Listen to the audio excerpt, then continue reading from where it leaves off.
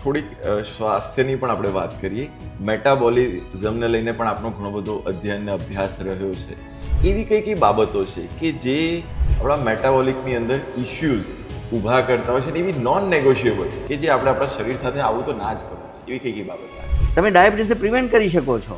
If it is more than 100 first time, then it is a prediabetic અને obesity is a culprit now. અને મેં કહું આ central જે fat છે એ દુનિયાભરનો ભાર છે. ઇવન 16 ટાઈપ પ્લસ ટાઈપના cancer is a by product.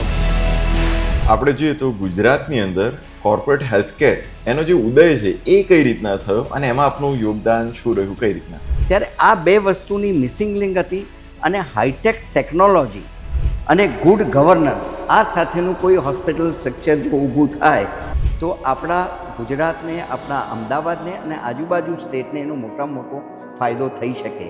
સ્વસ્થ ગુજરાત ઇઝ ઇક્વલ ટુ સમૃદ્ધ Gujarat.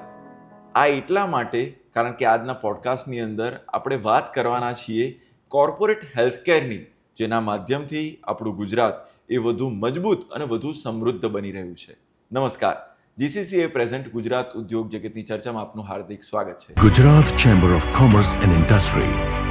Grow business, transform Gujarat. આજનો show sponsored by Rajkrupa textile, જે છેલ્લા 40 વર્ષોથી ફેબ્રિકથી લઈને રેડીમેડ ગાર્મેન્ટ સુધી વિશ્વાસ અને ક્વોલિટીનો પર્યાય બની ચૂક્યું છે.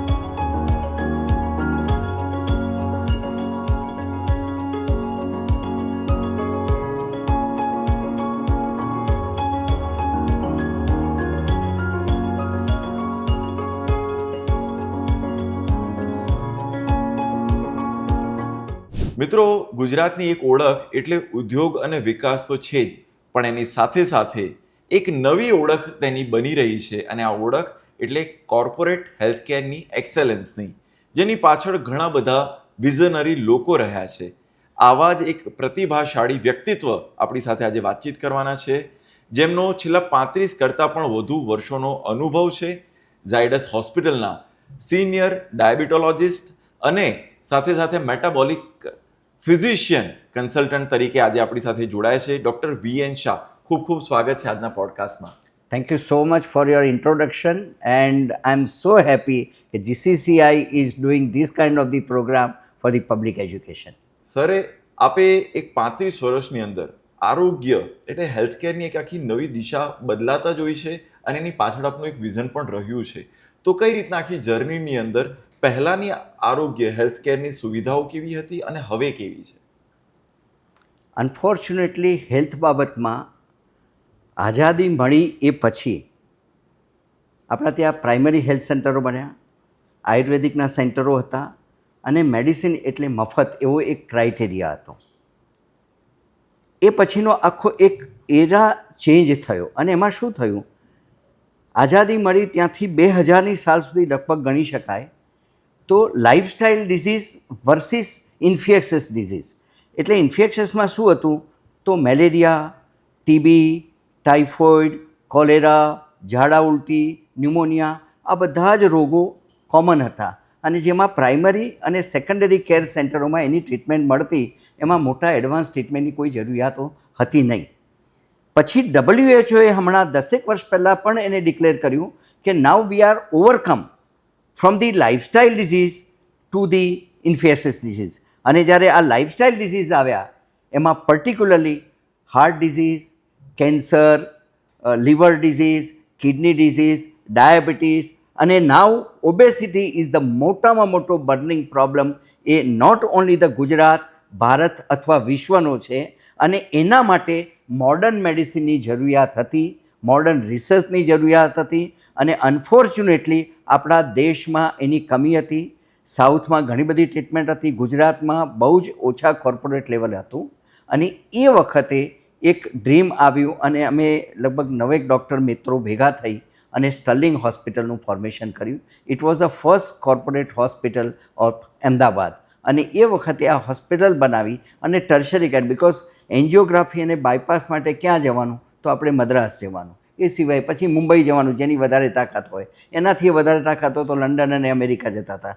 ત્યારે એ વખતે મારા બ્રધરને 95માં એન્જિયોગ્રાફીની જરૂર પડી અને એ વખતે હું મદ્રાસ ગયેલો અને મદ્રાસની અંદર એક કોર્પોરેટ હોસ્પિટલમાં જ્યારે આ ટ્રીટમેન્ટ લીધી ત્યારે સોગંદ લઈને આવેલો હતો કે આ આપણા ગુજરાતમાં ફેસિલિટી ડેવલપ થવી જોઈએ અને એનું નામ સ્ટર્લિંગ હોસ્પિટલ. રાઈટ. ઘણા બધા કોર્પોરેટ હેલ્થકેર જાયન્ટ્સની પાછળ આપનું એક વિઝન રહ્યું છે, રાઈટ? તો જ્યારે ઝાયડસની શરૂઆત થઈ તો એની પાછળ પણ આપનું એક વિઝન રહ્યું હતું. તો એ સમયે કેવા પ્રકારની મિસિંગ લિંક હતી જેને સોલ્વ કરવા માટે આપ મક્કમ હતા? એક તો રિઝનેબલ કોસ્ટ, પહેલી બિકોઝ કોસ્ટ બહુ જ મહત્ત્વની વસ્તુ હતી અને સાથે સાથે ટ્રાન્સપરન્સી બહુ મહત્ત્વની હતી. બિકોઝ શું છે કે અવિશ્વાસ એટલો બધો આપણા દેશમાં હજી પણ છે અને ભવિષ્યમાં પણ રહેવાનો છે. ત્યારે આ બે વસ્તુની મિસિંગ લિંક હતી અને હાઈટેક ટેકનોલોજી અને ગુડ ગવર્નન્સ, આ સાથેનું કોઈ હોસ્પિટલ સ્ટ્રક્ચર જો ઊભું થાય તો આપણા ગુજરાતને, આપણા અમદાવાદને અને આજુબાજુ સ્ટેટને એનો મોટામાં મોટો ફાયદો થઈ શકે. અને પંકજભાઈ સાહેબે જ્યારે એ ડિસિઝન લીધું અને એમને કહ્યું કે જો વીએન તમે મારી સાથે જોડાતા હો તો મારે આ હેલ્થ ક્ષેત્રમાં આવવું છે. અને એમના પપ્પા રમણભાઈનું પણ આ સ્વપ્ન હતું કે મારે ક્યાંક હેલ્થકેરમાં સમાજને આપીને જવું છે.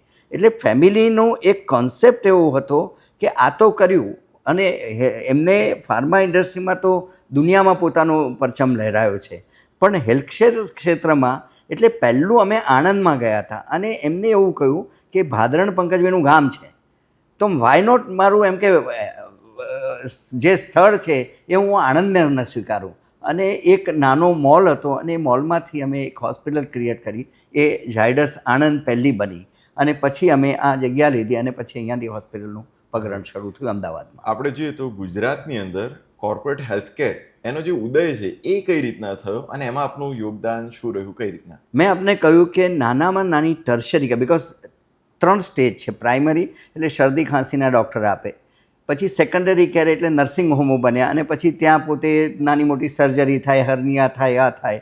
પણ ક્યાંય ટર્શરી કેર, કોઈને બાયપાસ સર્જરી, કેન્સરની એડવાન્સ સર્જરી, એડવાન્સ ઇક્વિપમેન્ટ આવું ક્યાંય હતું નહીં. પણ આ બધાથી ઉપર જે છે એ વાત પંકજભાઈનું વિઝન હતું. એમને એવું કહ્યું કે જિંદગીના 25-50 કરોડ વર્ષમાં ઓછા થાય તો વાંધો નથી, પણ આ મારા માટે ધંધો નથી. અને મારે, હા, we are corporate, we are not charitable, but આને બિઝનેસ પોઈન્ટ ઓફ વ્યૂ નથી જોવું અને એક વિઝન સાથે, ટ્રાન્સપરન્સી સાથે, ફિક્સ રેટ પર બજારમાં જવું અને લોકો સાથે આ વિઝન પાર પાડવું અને દુનિયાની શ્રેષ્ઠ treatment with the economical rate, which is a very unusual combination.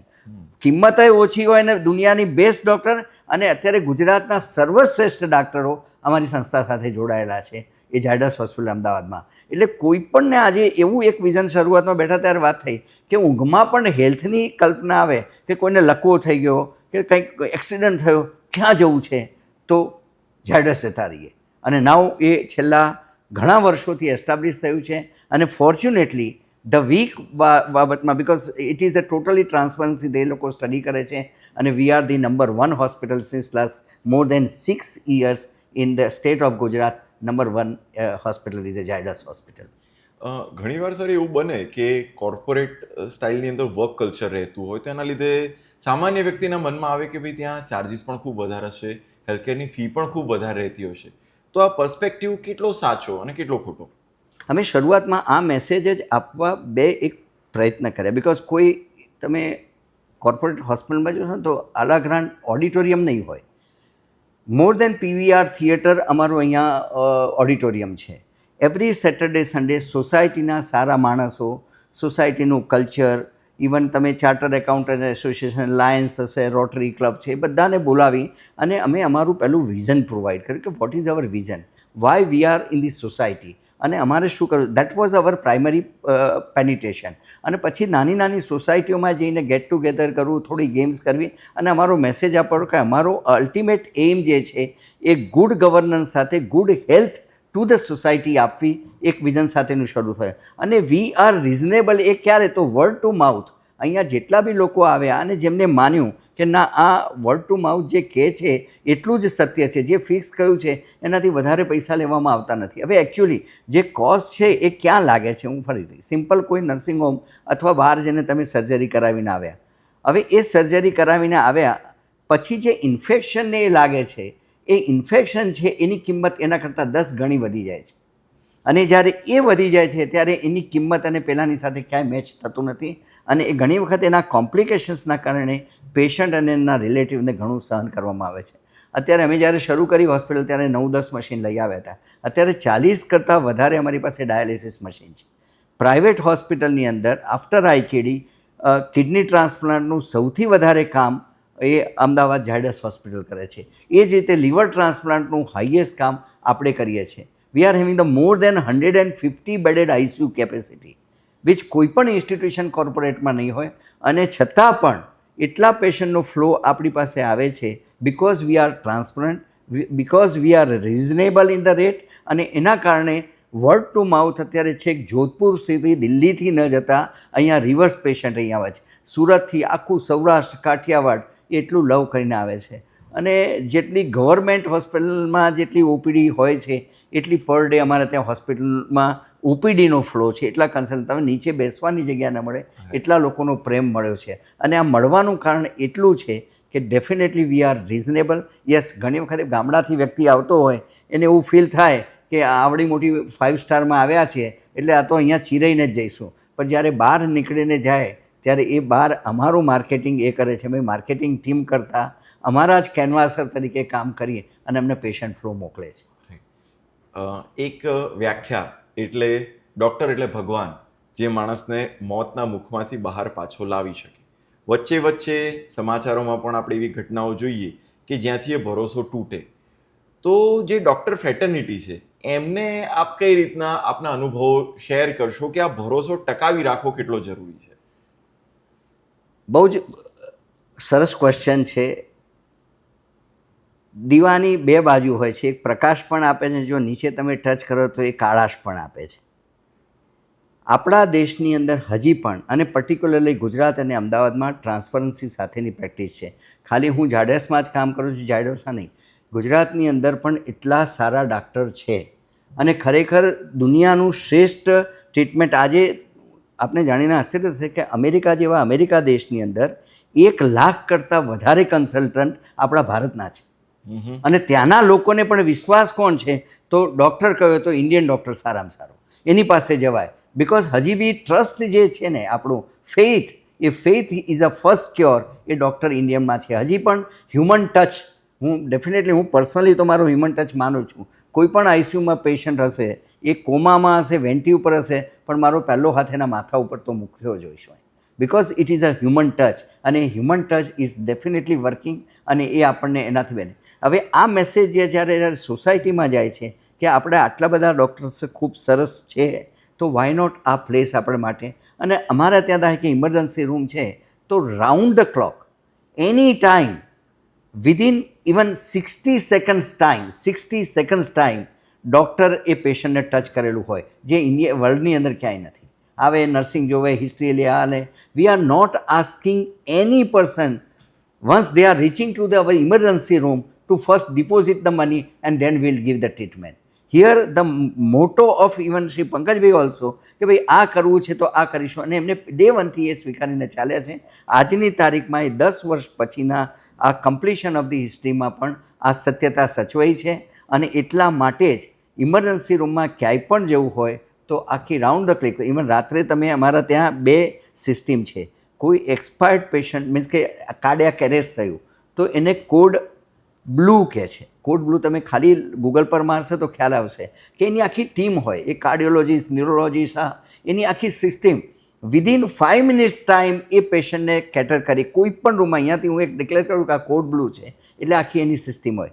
એવી જ રીતે બીજું કોડ વ્હાઇટ છે. એ કોડ વ્હાઇટ શું છે? તો અગેન ધ પેરાલિસિસનું પેશન્ટ આવે, અત્યાર સુધીમાં એક વખત પેરાલિસિસ થાય એટલે એની જિંદગી પથારીમાં પૂરી થઈ જાય. અહીંયાના નિયર બાય ક્ષેત્રમાં કોઈ પણ વ્યક્તિ golden hours, maximum golden hours for the neurological emergency is 4 hours. અને 4 hours અંદર જો કોઈ પેશન્ટ અહીંયા ટચ થઈ જાય તો આખી neuro team, neuro surgical team, MRI, CT, all the reports, એની આખી એક ટીમ હોય, એને કોડ વ્હાઇટ ડિક્લેર થાય. ગમે ત્યારે હમણાં કોઈ એક એનાઉન્સમેન્ટ આવશે કે yes it is a code white, અને એની આખી 3 થી 4 ટીમો તૈયાર છે, એ તરત જ ત્યાં પહોંચી જાય. હવે એ વખતે શું થાય? થાય કે આપણી પાસે 2 CT મશીન છે, CT સ્કેન, અને 2 MRI મશીન છે. હવે એ MRI ચાલુ હોય તો શું કરવાનું? તો આ પેશન્ટ તો અંદર જઈ જ ના શકે. તો એ જે રેગ્યુલર પેશન્ટ હોય એનું MRI on the spot stop થઈ જાય, એ બેડ ખાલી થાય, અને આ ઇમરજન્સીવાળું પેશન્ટની પ્રાયોરિટી એને પહેલી મળી જાય. એટલે તમે જે પ્રિવેન્શનની આપણે વાત કરીએ છીએ એ ગોલ્ડન અવર્સમાં એ આ બધી ઇમરજન્સીમાં મેં આ સેટ કરેલું છે. અને એના માટે એની senior doctor, why it is a convenient to the doctor, because કોર્પોરેટમાં નહીં તો શું થાય કે ભાઈ તમે આટલો ધંધો લઈને આવશો તો અમે આટલા પૈસા આપીશું, આટલું કમિશન બેઝ છે. કે અહીંયા કોઈ ટાઈપનો આવો વ્યવહાર નથી.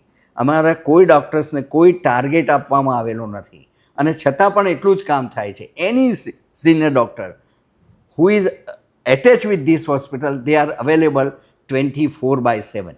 એની સિનિયર જેની એપોઇન્ટમેન્ટ તમને 3 કે 4 મહિને મળે એવા અમારા ત્યાં 5 થી 10 ડૉક્ટર છે, પણ એને રાત્રે 3 વાગે ખરેખર એની જરૂરિયાત હોય તો એ રાત્રે 3 વાગે ઊભા થઈને અહીંયા હોસ્પિટલમાં આવે છે. અને એટલા માટે જ આ કલ્ચર આપણે ડેવલપ, એટલે it is not the only corporate, word is a corporate, પણ it is in real sense, in true sense we are working round the clock to helping the at least sick patients. એટલે આ આખી ફેસિલિટીઝની આપણે વાત કરી. ફેસિલિટીઝની સાથે સાથે જે સ્ટ્રેસ છે, માનસિક એક વાત કરીએ, જે ઇન્ફ્રાસ્ટ્રક્ચરની વાત તો થઈ, પણ એક તમે જે વાત કરી કે પેશન્ટના માથા ઉપર હાથ મૂકવામાં આવે ને તો અડધી રિલીફ એને ત્યાં મળી જતી હોય. સ્ટ્રેસનું પ્રમાણ પહેલાંની તુલનામાં હવે વધ્યું છે એવું આપને લાગે છે? અને જો એવું લાગતું હોય તો હવેથી સ્ટ્રેસની વ્યાખ્યા, ગુડ સ્ટ્રેસ શું અને બેડ સ્ટ્રેસ શું? એક તો મેં આપણે જસ્ટ શરૂઆતમાં બેઠા ને, જસ્ટ બિફોર રેકોર્ડિંગ આપણે વાત થઈ કે તમે જ્યારે ફેથ સામેવાળાને પર મૂકો છો ને એટલો જ ફેથ સામેવાળો આપણને આપે છે. હા, એ પ્રોબ્લેમ આવ્યો છે, અને ફોર્ચ્યુનેટલી 10 વર્ષમાં મારી ઉપર એકય કેસ થયો નથી, બિકોઝ અલ્ટિમેટલી લોકોને ખ્યાલ છે કે જેન્યુઇન શું છે ને મેડિકલ લાયબિલિટી શું છે. અત્યારે હાલ અમેરિકામાં એવું કહેવામાં આવે કે એક એમ્બ્યુલન્સ જાય ને તો એની પાછળ 10 એડવોકેટની ગાડીઓ જતી હશે કે એને પકડી લઈએ અને એની ઉપર શું કરીએ. અનફોર્ચ્યુનેટલી ઓર ફોર્ચ્યુનેટલી આપણા દેશમાં આ બધું નથી, અને એટલા માટે જ ડૉક્ટર સ્ટેજ પણ હવે હાઈ ક્વોલિટી એજ્યુકેશન ઇવન ગામડાઓમાં આવ્યું છે. આપણી પાસે ચેટ જીપીટી આવ્યું, આપણી પાસે સોશિયલ મીડિયા આવ્યું, આપણી પાસે વોટ્સએપ આવ્યું, એટલે નાની મોટી ખરી ખોટી ઇન્ફોર્મેશન લઈ અને ઘણી વખતે રિલેટિવ આવે છે. પણ we are having the counselling room, each and every ICUની બહાર અમારી પાસે રેકોર્ડિંગ સાથેના કાઉન્સેલિંગ રૂમ છે. બિકોઝ નહીં તો તમે આ કહ્યું હતું ને આ નહોતું કહ્યું ને આવું કર્યું હતું ને એ બધા પ્રશ્નો આવીને ઊભા રહી જાય. પણ એ ન આવવાનું કારણે એ કાઉન્સેલિંગ રૂમમાં all the time V are having the recording. અમે કહીએ છીએ કે વી આર ડુઈંગ, તમારે જે પણ પૂછવું હોય we are transparent to you. અને એ જે છે એ સ્ટ્રેસ રિલીવર તરીકે કામ કરે. ડૉક્ટર નહીં તો રાત્રે ઘરે ગયા પછી એની જવાબદારી આવે, અને બધી જવાબદારીમાં ડૉક્ટર્સને કોઈ ટાર્ગેટ કે એવું નથી આપતા ને, એટલે અડધું રિલીફ થઈ જાય છે. જરૂરિયાત હોય તો જ આપણે. અને ત્રીજી વસ્તુ શું આવે છે કે પેશન્ટને અમે ટ્રાન્સફર, ભાઈ આનું પેકેજ આટલું છે, આટલો ખર્ચો થશે, એને જવું હોય ત્યારે કોઈ દિવસ રોકીને એવું નથી કે તમે પૈસા અહીંયા જમા કરવાનો પછી જ નીકળો. એમને ક્યાંય પણ બહાર જવો તો એ હોસ્પિટલમાં અમે ફોન કરીએ છીએ કે આ પેશન્ટ તમારે ત્યાં ટ્રાન્સફર થઈ રહ્યું છે, અમે તમને મોકલી આપીએ છીએ. કોઈ દિવસ આગળ. એટલે એના કારણે ના રિલેટિવ્સને સ્ટ્રેસ આવે, ના ડૉક્ટરને સ્ટ્રેસ આવે. અને મેં આપને કહ્યું એમ ગમે ત્યારે બી એકબીજાના સપોર્ટમાં, એક ન્યુરોલોજીનું પેશન્ટ આવ્યું અને ન્યુરોસર્જનની ટીમને આવીને ઊભા રહેવાનું હોય તો they are supporting each other. હવે એવું નથી થાય કે મારું ડાયાબિટીસનું પેશન્ટ છે તો એને ખાલી ન્યુરોલોજીનો પ્રશ્ન થયો હોય ને તો એ વખતે એને હાર્ટનો બી પ્રશ્ન હોય અને અડધી કિડની પણ કામ ના કરતી હોય. એટલે જ્યારે આ ટીમની જરૂરિયાત પડે તો ultimately at that time the team spirit is there which is supporting each and every department. થોડીક સ્વાસ્થ્યની પણ આપણે વાત કરીએ. મેટાબોલિઝમને લઈને પણ આપનો ઘણો બધો અધ્યયન અને અભ્યાસ રહ્યો છે. એવી કઈ બાબતો છે કે જે આપણા મેટાબોલિકની અંદર ઇશ્યુઝ ઊભા કરતા હોય છે ને એવી નોન નેગોશિયેબલ કે જે આપણે આપણા શરીર સાથે આવું તો ના જ કરવું છે, એવી કઈ બાબત લાગે? એક તો હું સિમ્પલ મારા મેસેજમાં બધી જગ્યાએ બોલું છું, greater the waistline shorter the lifeline. આપણે તો નાનપણથી સીના ચોડા હોવા જોઈએ એવું ભણ્યા છીએ, પણ અત્યારે 30 વર્ષનો છોકરો થાય ને અને ફાસ્ટફૂડ કલ્ચર ઉપર જાય એટલે પેટ વધવાનું શરૂ થઈ જાય. હવે આ મેટાબોલિકનો મેજર પ્રોબ્લેમ આ છે. જેટલી ઓબેસિટીના કારણે મોર દેન 200 કાઇન્ડ્સ ઓફ ધી ડિઝીઝીસ થાય છે, મોર દેન 200. એટલે બેઝિક કયું થયું તો ઇઝ અ મેટાબોલિક. સો મેં એટલે જ કહ્યું ઇટ લેસ એન્ડ વોક મોર, તો મેટાબોલિઝમમાં તમારું આ અડધો પ્રશ્ન સોલ્વ થઈ જશે. ત્રીજી વસ્તુ જે છે એ fast food will kill you fast. જેટલું તમે, આપણું કલ્ચર જ ફાસ્ટ ફૂડનું છે, આપણે કશું જ નથી અપનાવ્યું, પણ આપણે અપનાવ્યું કયું તો આપણે કોક કલ્ચર પર ગયા, આપણે પિઝા અને પાસ્તા ઉપર ગયા, આપણે બર્ગર ઉપર ગયા, આપણું ટ્રેડિશનલ મીલ છોડી અને આપણે આના ઉપર ગયા. એના કારણે પ્લેન્ટી ઓફ ડિસીઝીસ વધ્યા છે. Y the diabetes? Unfortunately, we are the second largest.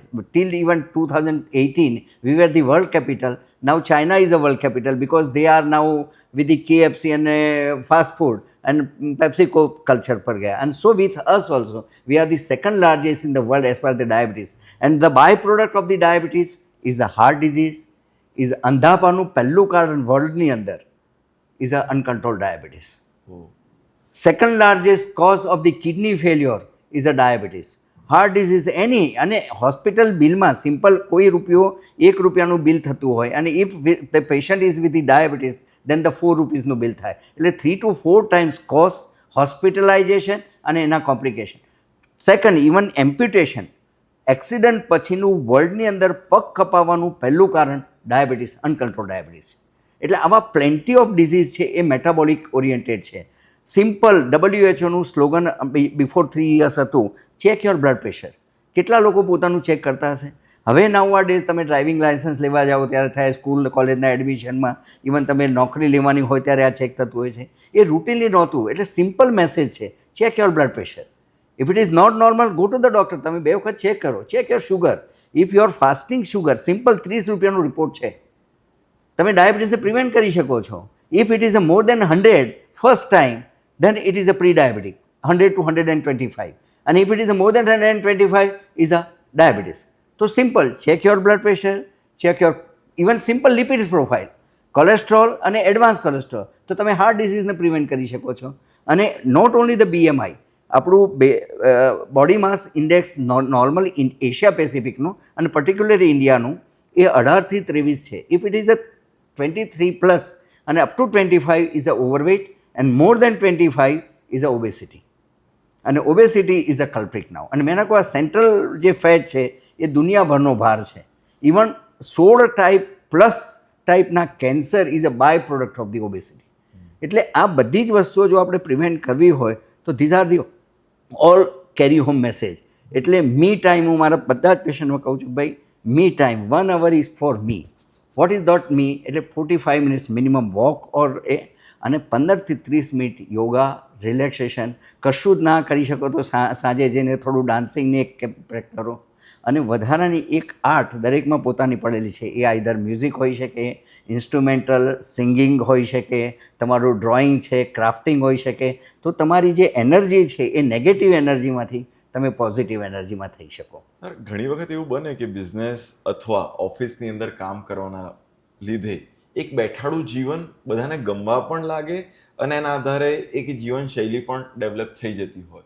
તો એવા વર્ક કલ્ચરમાંથી પોતાની જાતને કઈ રીતના સજગ રાખવી, કઈ રીતના માઇન્ડસેટને એવી રીતના તૈયાર કરવું કે જેથી આ પ્રકારની પ્રોબ્લેમ્સ ના થાય? આપણી મેન્ટાલિટી થોડી બદલાવા માંડી છે. સામે લિફ્ટ ઊભી હોય અને સીડી પણ હોય ને 2 જ માળ ચડવાના હોય ને તો આપણે લિફ્ટ ખુલ્લી હોય તો પહેલાં લિફ્ટમાં જતા રહીએ છીએ. પણ if you are mentally prepare કે ના, મારે તો પગથિયા ચડીને જ જવાનું છે, હું સવારે અહીંયા હોસ્પિટલમાં આવું છું, 99% હું સ્ટેરકેસ પર જ મળું. Because it is a indirect. સવારે એક્સરસાઇઝ કરીએ છીએ ઇઝ અ ડિફરન્ટ. પણ આ કરી શકો. ઓફિસમાં બેઠા છો, why every time you are asking the peon to come. તમે ઊભા થઈને પાણી લેવું છે, કોઈ આવ્યું છે સામે, આ કરો, તમારે બુક્સ લેવી છે, તો it is a small moment in your office also. અને બની શકે તો ઓફિસમાં મંચિંગની જે ટેવ છે, યુઝ્યુઅલી મોટા ભાગની ઓફિસમાં કોર્પોરેટ, આપણે તો GCCIની વાત કરીએ છીએ તો મોટા ભાગની ઓફિસમાં સાંજે 4 વાગે દુનિયાભરની પાપડી, ફાફડા અને ગોટા આ બધું આવી જાય છે. હવે એ જેટલું વધારે ખાશો ઇઝ અ લાઇફસ્ટાઇલ ડિઝીઝીસ.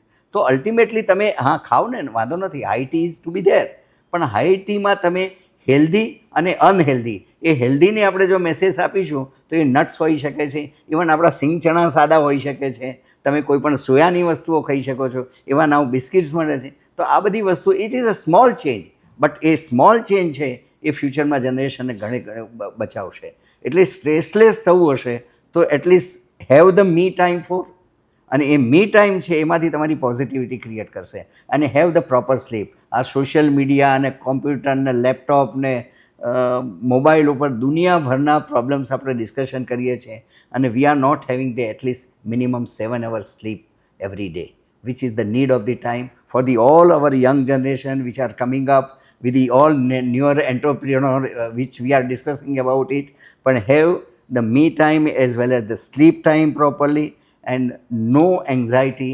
અને ઘરે જાઓ ત્યારે બધું ટેન્શન ઓફિસના ટેબલ પર મૂકીને જવું જોઈએ, જે નથી થતું. અહીંયાથી આ ઘરે ગયા પછી હાર્ડલી એની ફોન જોવાતો હશે, અને સાંજે ફર્સ્ટ ક્લાસ હવે તો કેટલા બધા સરસ પ્રોગ્રામ છે તમારી પાસે, એટલું બધું વાંચવાનું છે, એટલું આધ્યાત્મિક વાંચવાનું છે, આપણી પાસે એટલી બધી ધરોહર પડેલી છે. મેં તો સિમ્પલ વાત કરું તો ભગવદ્ ગીતાની વાત કરું તો ભગવદ્ ગીતા એ મોર દેન ફ્રેન્ડ છે. એટલા બધા મેસેજ તમને આપેલા છે કે તમને કોઈ સ્ટ્રેસ રહે જ નહીં. ખાલી જો સિમ્પલ ભાષામાં તમે એને સમજી શકો ને તો રોગમુક્ત એમનેમ થઈ શકો તમે. સર, યંગસ્ટર્સને લઈને વિશેષ કરીને એવું બને સિગરેટ છે કાં પછી હવે તો એવા પ્રકારના ડ્રગ્સ છે, ગાંજો છે, આ બધા પ્રકારનું વ્યસન એનું પ્રમાણ પણ ધીરે ધીરે વધી રહ્યું છે. એક થોટ એવો છે કે એ તમારે છે ને મેન્ટલ સ્ટ્રેસને રિલીવ કરવામાં મદદરૂપ થતું હોય છે. એની સાઈડ ઇફેક્ટ શું? સાઈડ ઇફેક્ટ એટલે સાહેબ આ કલ્ચર જોયા પછી યુએસમાં ને એમાં તો અમુક તો ફ્રી આખું થયેલું છે, ઇવન યુરોપના એ ફ્યુ કન્ટ્રી. હવે આ વસ્તુ જ્યારે અમદાવાદમાં જોઉં છું ને યંગસ્ટર્સમાં ત્યારે બહુ જ દુઃખ થાય છે. એક તો પહેલી વસ્તુ તમારા સંસ્કાર છે સાહેબજી. ઘરનું વાતાવરણ તમારું એવું હોવું જોઈએ કે જેના કારણે એ પ્રત્યેની લાગણી જે ના આવવી જોઈએ. હું પણ ઘરની બહાર લગભગ 8 વર્ષ હોસ્પિટલમાં રહ્યો છું. મારા ફાધર 1933માં MBBS કર્યું હતું. મારો પણ કહેવાનો મતલબ એવો હતો કે ક્યારે બી આવી ઈચ્છા ને હોસ્ટેલમાં આટલા રહીને સિગરેટ ને તમાકુ ના લીધું હોય એવું તો ચાલતું હોય છોકરાઓ ભેગા થઈને. હવે બીજી વસ્તુ અહીંયા અમદાવાદની અંદર શાંતિથી તમે પકવાન 4 રસ્તાથી આગળ જાઓ તો બિંદાસ છોકરીઓ સ્મોકિંગ ને તમાકુ ખાય છે, કરે છે આ બધું. હવે એ આપણા કલ્ચરની વાત. એટલે ચાઇલ્ડહુડથી જ્યારે જો હું ફરીથી કહું છું કે બાળકો માટે 3 ગુરુ, એક એના મા બાપ અને બીજા એના ટીચર. ઘરમાં પણ એ રમતા હશે ને તો એક પપ્પા બનશે, બીજું મમ્મી બનશે અને ત્રીજું ટીચર બનશે જે ભેગા થયા છે. સો અલ્ટિમેટલી તમે મા બાપ તરીકે તમે જો ઘરે પેપ્સી ને કોક પીતા હશો, તમે જો આલ્કોહોલ પીતા હશો તો બચ્ચાઓ નાનપણથી એ જ શીખશે બહાર જઈને. તમે જો ફ્રૂટ્સ ખાતા હશો તો એ ફ્રૂટ્સ ખાશે, તમે ફ્રૂટ જ્યુસ લેતા હશો તો એ ફ્રૂટ જ્યુસ લેશે, તમે ઘરમાં ગાળો દેતા હશો તો એ બહાર જઈને ગાળો દેશે. ત્યાં સુધી એની એજ આવશે અને પછી મોટી રોડ ઉપર નાનામાં નાની વસ્તુ ઉપર શું કરવા ખૂનામરકી થઈ જાય છે. Because ultimately it is they are not having there. ઘરમાં આ કલ્ચર જોઈએ છે. હવે એ જો કલ્ચર બદલવું હોય તો પોતાના ઘરેથી જ પહેલું બદલવું પડશે. અને યંગસ્ટર્સે જો આ શીખી, હવે પાર્ટીમાં 31st છોકરાઓ જ મા બાપને લઈ, એટલે મીન્સ કે છોકરાઓને લઈને 31stમાં આલ્કોહોલની પાર્ટીમાં લોકો જતા હોય તો બાળકો શું શીખશે? રાઈટ. એની જગ્યાએ આ વખતે જ અમારી 31stની અમારી પાર્ટી એક 5 સ્ટાર હોટલમાં હતી અને અમે ભગવત કીર્તન કર્યા 11 વાગે, અને લગભગ સારા એવા વેલ નોન પર્સન અમારા સાંજે કીર્તનમાં આવ્યા હતા અને બધાએ એન્જોય કર્યું. તો વાય નોટ આપણે નવી તરીકેથી આવું શું કરવા ન કરી શકીએ? સર, ઇન ફ્યુચર ટાઈમ્સ આપના પર્સપેક્ટિવથી જે રીતના હેલ્થનો રોડ મેપ, આપનું શું વિઝન છે? કઈ રીતના ગુજરાતની અંદર ડેવલપ થશે હેલ્થ સેક્ટર? લોકો હવે ગુજરાત પ્રત્યે બહુ મોટા પાયે જોઈ રહ્યા. પ્રોબ્લેમ અત્યાર સુધીમાં નંબર 1 થઈ જ ગયેલા હતા, પણ કનેક્ટિવિટી નથી. મેં વચ્ચે પણ industry point of view aviation મિનિસ્ટરમાં પણ વાત થઈ હતી. અહીંયાથી ડાયરેક્ટ આપણે કોઈ જગ્યાએ જવું હોય તો ડાયરેક્ટ ફ્લાઇટ્સ છે જ નહીં, બધા જ વાયા છે. હવે જ્યારે પેશન્ટને અહીંયા ટ્રાવેલ કરવાનું હોય ત્યારે they are suppose to come with the જુદી જુદી એરલાઇનમાં એમને કટ થાય, અથવા તો દિલ્હી થઈને આવે કાં તો મુંબઈ થઈને. એટલે આ ટાઈપની જો ડાયરેક્ટ કનેક્ટિવિટી ઇન્ટરનેશનલી મળે તો આપણી પાસે ડૉક્ટર્સની ટેલેન્ટ કલ્પના બહારની છે. નાવ ઇન્ફ્રાસ્ટ્રક્ચર પોઈન્ટ ઓફ વ્યૂ એટલી જ હોસ્પિટલો તૈયાર થઈ રહી છે કે જે આપણે ફૂલફિલ કરી શકીએ. ઇવન આફ્રિકન કન્ટ્રીઝમાં જેને પહેલાં યુકે જતા હતા, they are coming to our hospital, because એમની કોસ્ટ છે એ 1/5 છે. એટલા બધા લો કોસ્ટમાં આપણે સારામાં સારી વર્લ્ડ ક્લાસ ટ્રીટમેન્ટ આપી શકીએ છીએ. પણ જો આને ઇન ટ્રુ સેન્સ ઇન્ડસ્ટ્રી તરીકેના બેનિફિટ જો ગવર્મેન્ટ પાસ ઓન કરે અને એવિએશન ફેસિલિટીઝ, હવે સિમ્પલ એક નાનામાં નાનો આ ઇન્ડસ્ટ્રીના જે 2 પ્રશ્નો છે, અમારી હોસ્પિટલને કોર્પોરેશનનું પાણી નથી, એટલે હવે એ ટ્રીટમેન્ટને પાણી કરીને પીવાતું કરવાનું હાઈમાં એની એક કિંમત લાગે છે. હોટલની અંદર જેટલી બી નવી હોટલ બને છે, even government, national government, state government એને બેનિફિટ આપ્યા છે કે ભાઈ તમને આ ઇન્ડસ્ટ્રી છે 5 વર્ષનો 10 વર્ષનો વેકેશન પીરિયડ એનું આપ્યું છે, ટેક્સ હોલિડેઝ તરીકે આપણે એને ગણીએ છીએ. અહીંયા નથી. અત્યારે જે ઇલેક્ટ્રિસિટી ભાવ મોટી ઇન્ડસ્ટ્રીને મળે છે એ જ હોસ્પિટલ આપે છે. એ જ રીતે કોર્પોરેશનનો not a single benefit, we are paying a highest tax as per the corporation concern. So ultimately એ તો કન્યાના કેડે ભાર છે ને. આ બધું તમે ડિવિઝન ગણો તો we are ultimately, I told you in the beginning, V are corporate. તો ડિવાઇડ વેટ બાય ધી હેડ થઈને કોઈના ને કોઈના ઉપર તો ભાર થાય. તો આઈ થિંક સો જો ફ્યુચરમાં આને medical tourism in real sense આપણે આગળ વધવું હોય તો એવિએશનની આપણી ફેસિલિટીઝ વધારવી પડે.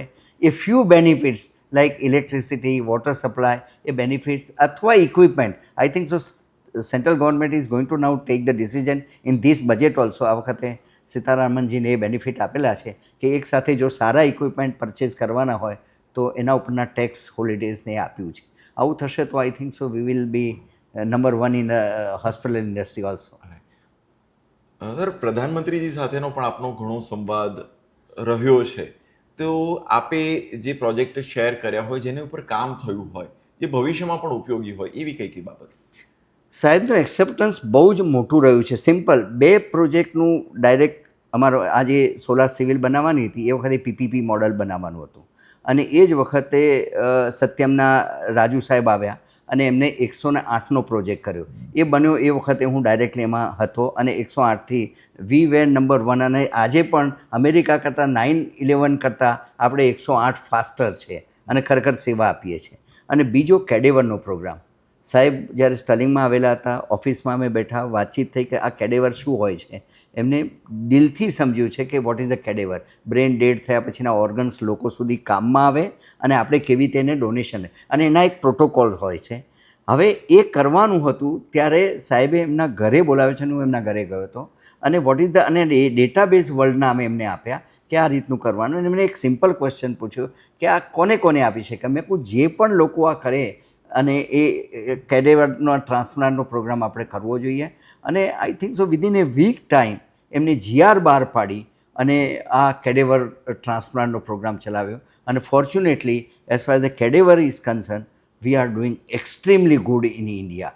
અને એનાએ સૌથી વધારે જો સલામ આપવાનું મન થાય તો આખું જે સોશિયલાઇઝેશન થયું એ સુરતથી થયું.